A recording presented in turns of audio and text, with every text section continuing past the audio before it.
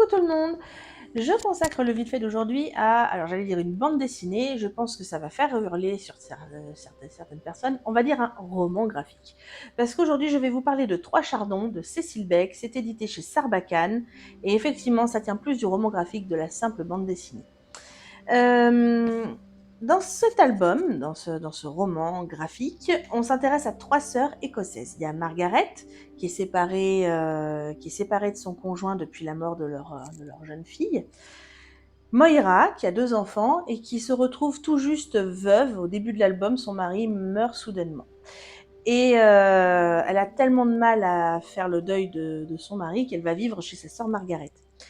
Et il y a la petite dernière, Effie, qui les rejoint un petit peu plus loin dans l'album, qui vient les rejoindre et vivre avec elle. Effie, c'est la petite sœur, celle à qui on passe tout, celle qui est coquette, qui vient vivre à la campagne, marcher dans la bouse avec des talons. Et elle, elle sait pas trop. Elle est peut-être en plein divorce, en pleine séparation, elle sait pas trop. Son mari la trompe, elle a découvert ça, elle a pris la campagne. Voilà.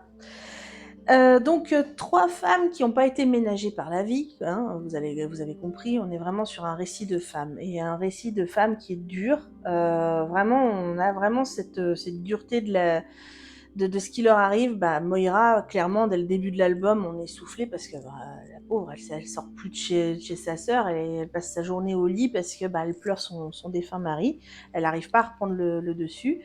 On a sa sœur qui est très endurcie, Margaret, parce que elle a perdu un enfant, donc déjà ça la ménage pas, et puis derrière son couple n'a pas survécu à cette histoire. Et puis Effie qui a l'air très désinvolte comme ça, mais qui est vraiment meurtrie de l'intérieur par quand elle découvre que son mari la trompe et qu'il va certainement s'en aller avec encore plus jeune qu'elle, alors qu'elle est déjà jeune et frivole, on la prend pour la minette, et en fait il a trouvé encore plus minette qu'elle.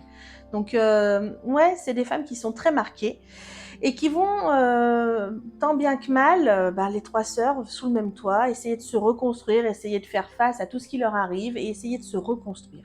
Donc c'est un très beau récit. Moi, j'ai trouvé ça très, très délicat. Ça a été fait tout en finesse, tout en sensibilité. On rentre dans leur intimité et pourtant ça reste très pudique. Même il y a une scène, il y a une très belle scène d'amour à un moment donné. Je vous dis pas entre qui, hein, faut lire l'histoire. Mais il y a une très belle scène d'amour et malgré tout, ça reste pudique, ça reste sensible, ça reste tendre. On n'a pas une impression de voyeurisme malgré tout.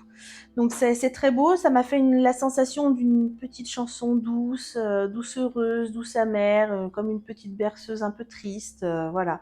C'est un graphisme aussi qui est très épuré, très simple, enfin très simple. C'est moche de dire simple parce que très épuré, voilà, un graphisme très épuré et en plus une palette de couleurs qui est très douce, où on sent à travers la couleur toute l'atmosphère et la mélancolie de l'Écosse. Donc je trouve que c'est un très bel album, ça a été très bien réalisé. Je vous encourage vivement à aller l'emprunter, il est à la bibliothèque municipale de la Bâtie. Foncez parce que c'est une très très belle histoire, c'est très sensible, c'est très beau. Et en attendant d'avoir votre avis, je vous dis à la prochaine et lisez.